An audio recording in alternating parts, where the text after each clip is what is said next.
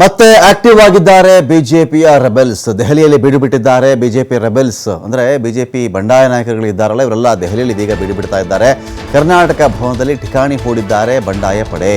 ಯಾರ್ಯಾರು ಅಂತ ನೋಡಿದ್ರೆ ರಮೇಶ್ ಜಾರಕಿಹೊಳಿ, ಕುಮಾರ್ ಬಂಗಾರಪ್ಪ, ಶ್ರೀಮಂತ್ ಪಾಟೀಲ್, BV ನಾಯಕ್ ಠಿಕಾಣಿ ಹೂಡಿರೋದು. ರಾಜ್ಯಾಧ್ಯಕ್ಷರನ್ನ ಚೇಂಜ್ ಮಾಡಲೇಬೇಕು, ಬದಲಾವಣೆ ಮಾಡಲೇಬೇಕು ಅಂದರೆ ಇಷ್ಟು ಜನ ಇದೀಗ ಕರ್ನಾಟಕ ಭವನದಲ್ಲಿ ಠಿಕಾಣಿ ಹೂಡಿರೋದು. ದೆಹಲಿಯಲ್ಲಿ ಚೇಂಜ್ ಮಾಡಬೇಕು ಅವ್ರನ್ನ, ಅವರಿಂದ ಆಗಲ್ಲ, ಅವರು ನಮಗೆ ಸರಿ ಹೊಂದಲ್ಲ, ನಮಗೆ ಬೇಕಾಗಿಲ್ಲ, ಪಾರ್ಟಿಗೆ ಅದಾಗತ್ತೆ ಇದಾಗತ್ತೆ ಅಂತಲ್ಲಿ ಅವರೆಲ್ಲ ಹೇಳ್ತಾ ಇದ್ದಾರೆ.